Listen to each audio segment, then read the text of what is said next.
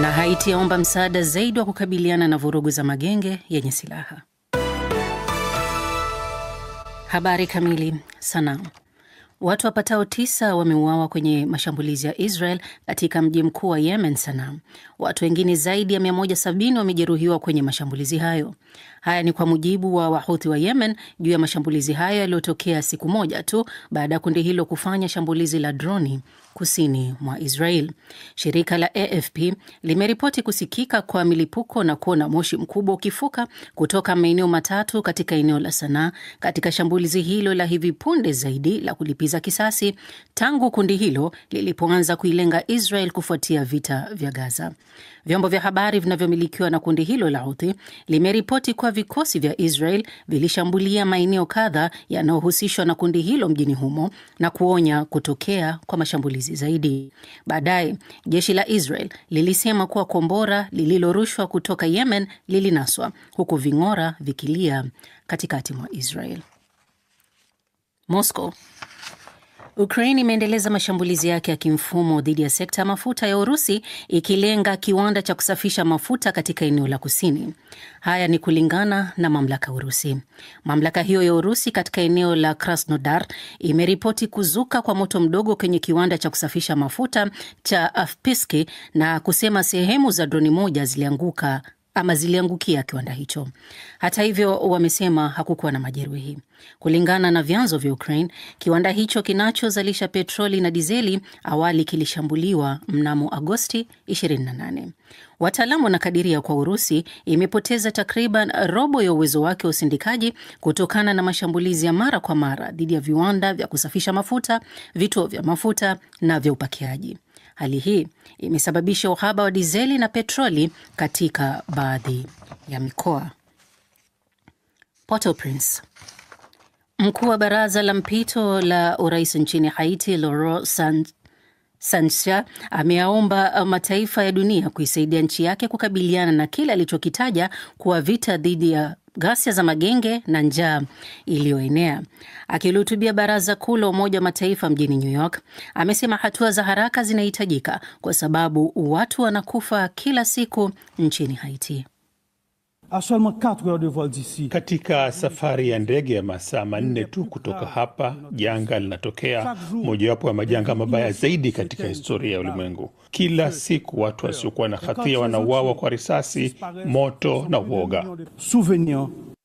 Sancer ameongeza kuwa ni muhimu kusema kuwa Haiti inakabiliwa na vita kati ya wahalifu wanaotaka kulazimisha vurugu kama utaratibu wa kijamii na watu wenye silaha wanaopigania utu na uhuru wa binadamu.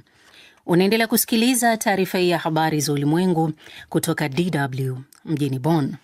Washington. Rais wa Marekani Donald Trump ametangaza ushuru mpya utakaoanza Oktoba mosi kwa kampuni za dawa, malori makubwa, vifaa vya ukarabati wa majumbani na samani, na kufufua upya vita vyake vya kibiashara duniani. Katika tangazo lake, Trump amesema bidhaa yoyote ya dawa yenye chapa au zilizo na hati miliki zitatozwa ushuru wa 100%, isipokuwa tu kama kampuni zitajenga viwanda vya uzalishaji dawa ndani ya nchi yake. Malori makubwa kutoka nje yatatozwa ushuru wa 25% ili kulinda uzalishaji wa ndani. Samani na vifaa vya ukarabati wa nyumbani pia vimewekewa kwenye orodha ya ushuru mpya. Kwa mujibu wa Trump, bidhaa hizi zimekuwa zikifurika sokoni kutoka nje na hatua hiyo inalenga kulinda viwanda vya ndani vya Marekani. Hatua hizi ni mwendelezo wa vita vya kibiashara vya Trump na zinaweza kuathiri bei za bidhaa, mahusiano ya kimataifa na sekta ya afya. Hatimaye Bamako. Utawala wa kijeshi nchini Mali umetangaza kusitishwa kwa ushirikiano wa kukabiliana na ugaidi na Ufaransa na umewafukuza wafanyakazi 5 wa ubalozi wa Ufaransa nchini Mali. Haya ni kwa mujibu wa barua ya siri ilionekana jana na shirika la habari la Associated Press katika wakati ambapo kuna mvutano wa kidiplomasia kati ya nchi hizo mbili. Barua hiyo ya Septemba 17 kutoka Wizara ya Mambo ya Nje ya Mali kwa ubalozi wa Ufaransa mjini Bamako imesema wafanyakazi hao 5 wametangazwa kuwa watu wasiokaribishwa na ikatangaza pia kusitishwa kwa ushirikiano wowote wa kimataifa katika mapambano dhidi ya ugaidi. Hata hivyo, barua hiyo ya wizara haikutoa sababu ya kufukuzwa kwa wafanyakazi hao. Chanzo cha kidiplomasia cha Ufaransa kimeiambia AP kwamba hatua hiyo ya Mali ilikuwa jibu kwa uamuzi wa Ufaransa wiki iliyopita wa kuwafukuza maafisa wawili wa kijasusi wa Mali waliokuwa wakifanya kazi katika ubalozi wa Mali mjini Paris. Kwa kujiunga na DW wakati huu, tunaanzia na huko New York ambako mkutano wa 80 wa Baraza Kuu la Umoja wa Mataifa unaendelea mjini New York na viongozi mbalimbali wanaendelea kuhutubia. Mwenzangu Silvia Mwehozi amefuatilia mkutano huo mkuu na ametuandalia ripoti ifuatayo. Katika mkutano huo viongozi mbalimbali wa Afrika wamehutubia Baraza Kuu la Umoja wa Mataifa na kushinikiza kuwa bara hilo linapaswa kushirikishwa kikamilifu katika maamuzi ya kimataifa. Katika hotuba yake, Rais wa Kongo Denis Sassou Nguesso aliitaja Afrika kama bara lenye mustakabali mkubwa, akitaka Umoja wa Mataifa kuwa na uwakilishi na uwazi zaidi sambamba na kuwa karibu na uhalisia wa changamoto za ulimwengu. Rais huyo amesema Baraza la Usalama katika muundo wake wa sasa haliakisi tena usawa wa kijiografia wa ulimwengu mzima na kuhimiza mageuzi na Afrika kuwa na kiti cha kudumu. Rais wa Jamhuri ya Afrika ya Kati Faustin Archange Touadera alisisitiza katika hotuba yake kwa kusema kuwa Afrika inasubiri ushirikiano wa kishujaa na kwamba maendeleo jumuishi yanapaswa kutumika kama silaha ya amani na kinga dhidi ya migogoro. Nafasi ya Afrika katika jumuiya ya kimataifa lazima iheshimiwe. Uhuru wa kweli badala ya utegemezi, ushirikiano wa haki badala ya unyonyaji ni jambo lisilokubalika kwamba umasikini unaongezeka barani Afrika huku utajiri ukishamiri katika nchi za kaskazini. Ni wakati wa kurekebisha dhulma zilizofanywa dhidi ya Afrika. Ndiyo maana Jamhuri ya Afrika ya Kati inaunga mkono mpango wa fidia kwa Afrika pamoja na juhudi za bara zima za kuanzisha mazungumzo ya heshima na usawa na washirika. Kando na viongozi hao wa Afrika, wengine waliozungumza ni Rais wa Baraza la Umoja wa Ulaya Antonio Costa, ambaye amewahimiza viongozi wa dunia kuchukua hatua za pamoja kukabiliana na migogoro mikubwa duniani. Kiongozi mwingine aliyezungumza ni yule wa Baraza la Utawala la Libya Mohamed Younis Menfi, ambaye amesema watu wa Libya wako tayari kuchukua mkondo wa demokrasia baada ya mkwamo wa muda mrefu kuhusu uchaguzi wa kitaifa. Menfi amewaeleza viongozi wa ulimwengu kwamba taifa hilo tajiri kwa mafuta la Afrika Kaskazini bado lina matumaini na linaamini katika uwezo wake wa kujenga mustakabali thabiti na wenye mafanikio. Pembezoni mwa mkutano huo wa Baraza Kuu, viongozi wa dunia walikutana pia kuzindua mazungumzo ya kimataifa kuhusu uendeshaji wa teknolojia ya akili mnemba. Katibu Mkuu wa Umoja wa Mataifa Antonio Guterres ameuita mkutano huo kuwa ni mfano bora wa ushirikiano wa kimataifa. Majadiliano hayo ya kimataifa yatazingatia athari za AI katika nyanja zote za kijamii na kiuchumi, kimaadili na kiteknolojia, kitamaduni na kilugha.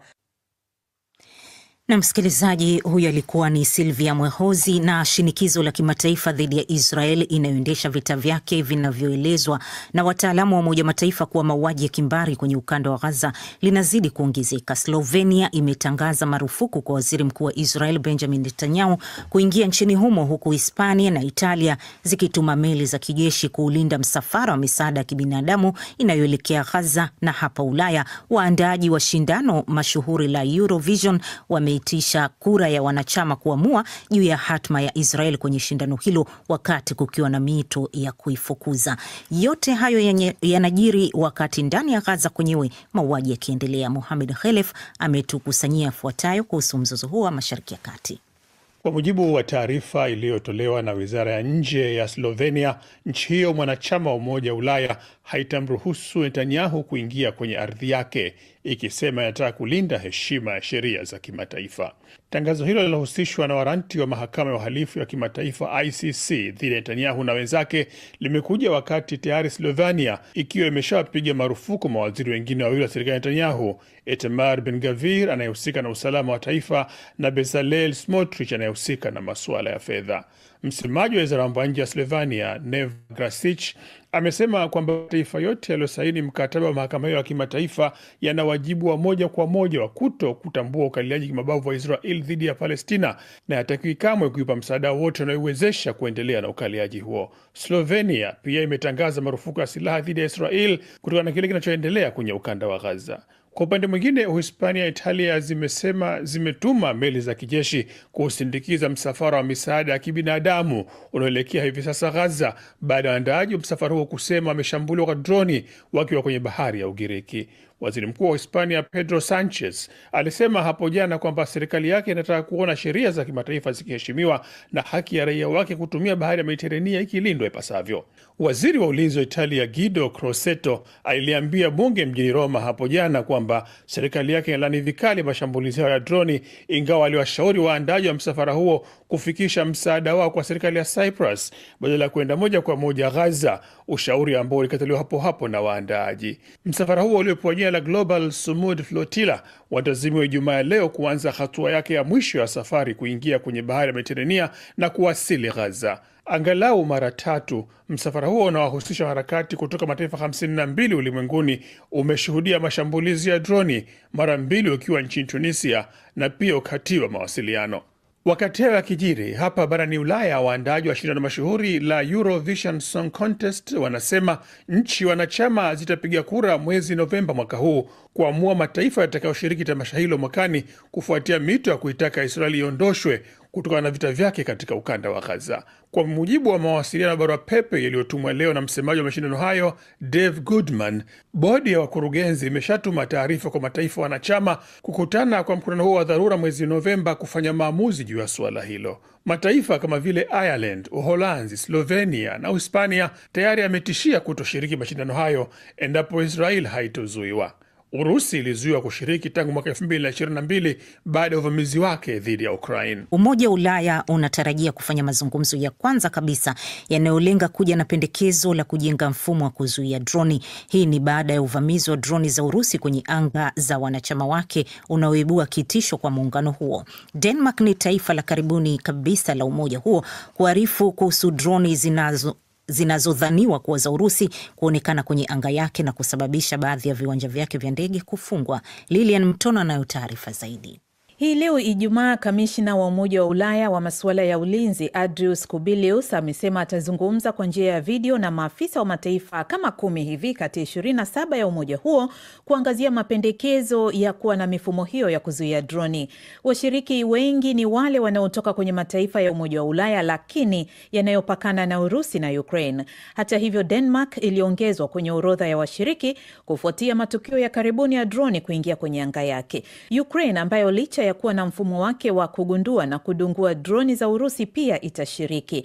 Mapema mwezi huu, rais wa halmashauri kuu ya Umoja wa Ulaya Ursula von der Leyen alitoa wito wa kuwa na mfumo kama huu ama drone wall alipokuwa akitoa hotuba masaa machache baada ya marubani wa NATO kudungua droni za Urusi nchini Poland. Mjini Copenhagen, kisa kipya cha droni iliyoonekana kwenye anga ya Denmark kimesababisha uwanja wa ndege kufungwa, hii ikiwa ni mara ya pili katika kipindi cha masaa machache baada ya waziri mkuu Mette Frederiksen kusema kwamba safari za ndege ni sehemu ya mashambulizi mseto ambayo huenda yanafanywa na Urusi.